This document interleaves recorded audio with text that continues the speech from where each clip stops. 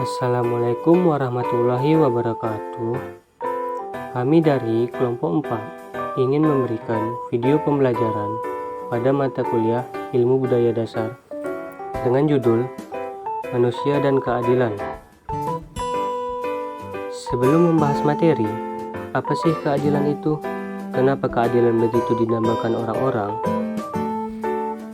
Kita selalu menambahkan keadilan, karena dengan keadilan itulah manusia benar-benar merasa bahwa dirinya manusia. Profesor Subekti Esa mengemukakan bahwa keadilan itu berasal dari Tuhan, tetapi manusia diberi kecakapan untuk meraba atau merasakan keadaan yang dinamakan adil itu. Perjuangan hidup manusia yang sangat penting adalah menegakkan keadilan. Dimanapun dan pada persoalan apapun, pasti keadilan selalu menjadi dambaan setiap manusia. Tapi nyatanya, banyak orang yang mengatakan bahwa dirinya telah melakukan keadilan, tanpa melihat apakah adilnya itu dapat dirasakan orang lain. Memang, keadilan itu lebih mudah diucapkan, tetapi sulit untuk dilaksanakan. Pada materi yang pertama, yaitu pengertian keadilan menurut beberapa ahli. Menurut Aristoteles, keadilan adalah tindakan yang terletak di antara memberikan terlalu banyak dan sedikit yang dapat diartikan memberikan sesuatu kepada setiap orang sesuai dengan apa yang menjadi haknya. Menurut Plato memproyeksikan keadilan pada diri manusia, sehingga orang dikatakan adil apabila orang itu mampu mengendalikan diri dan perasaannya dengan akalnya. Menurut Socrates, keadilan tercipta bila mana setiap negara telah merasakan bahwa pemerintah telah melaksanakan tugasnya dengan baik. Menurut Profesor Insinyur Pojowojoto, keadilan adalah pengakuan dan perlakuan terhadap hak yang sah. Menurut Konghucu, keadilan itu terjadi apabila anak sebagai anak, bapak sebagai bapak, dan raja sebagai raja, masing-masing telah melaksanakan kewajibannya. Dari pendapat-pendapat di atas, memberikan pemikiran bahwa tidak jelas apa yang dituntut dari keadilan. Intinya, keadilan itu adalah meletakkan segala sesuatu pada tempatnya. Pada materi selanjutnya, yaitu macam-macam keadilan. Di dalam masyarakat, ada 3 macam keadilan. Apa aja sih macam-macamnya? Yang pertama, keadilan komutatif, yaitu hubungan pribadi dengan pribadi. Suatu hubungan antara warga satu dengan yang lainnya secara timbal balik, bertujuan untuk memelihara ketertiban masyarakat dan kesejahteraan umum.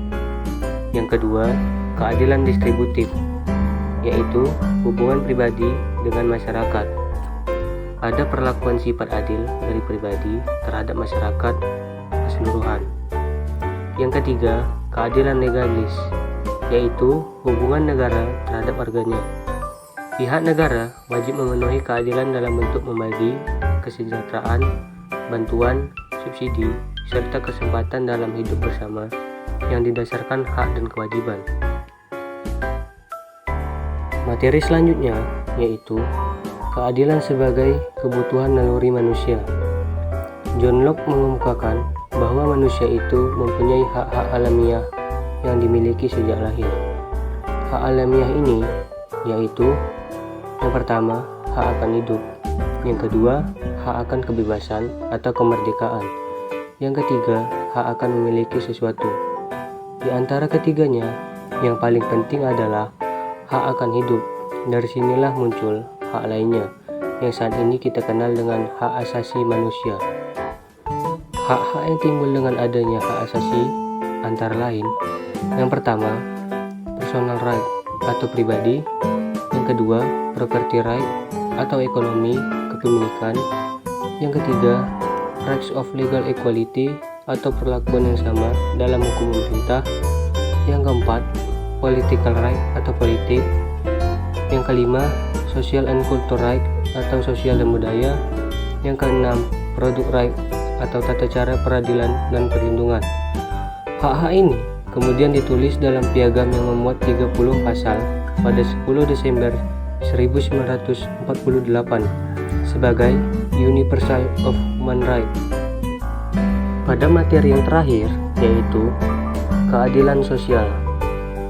Di negara kita sendiri, kita mempunyai Pancasila yang berbunyi keadilan sosial bagi seluruh rakyat Indonesia, yang berarti setiap orang mendapatkan hak dan kesempatan yang sama dalam kehidupan tanpa melihat latar belakang ekonomi, sosial, ras, etnis, agama, usia, gender, dan lainnya. Keadilan sosial tidak hanya berkaitan dengan aspek material saja, melainkan aspek non-material seperti HAM, kesetaraan, jaminan sosial, dan pengakuan terhadap kelompok-kelompok sosial minoritas dan terpinggirkan. Wujud pengamalan sila kelima dirinci lagi menjadi 10 butir. Yang pertama, mengembangkan perbuatan yang luhur. Yang kedua, mengembangkan sikap adil terhadap sesama. Yang ketiga, menjaga keseimbangan antara hak dan kewajiban. Yang keempat, menghormati hak orang lain. Yang kelima, suka memberi pertolongan kepada orang lain. Yang keenam, tidak menggunakan hak milik untuk usaha-usaha yang bersifat pemerasan. Yang ketujuh, tidak menggunakan hak milik untuk usaha-usaha yang bersifat pemborosan. Yang kedelapan, tidak menggunakan hak milik untuk usaha-usaha yang merugikan kepentingan umum. Yang kesembilan, suka bekerja keras. Dan yang 10, menghargai hasil karya orang lain. Sekian video pembelajaran dari kami. Semoga bermanfaat untuk kita semua. Terima kasih yang sudah mendengarkan. Semoga video pembelajaran ini dapat menambah wawasan kita. Wassalamualaikum warahmatullahi wabarakatuh.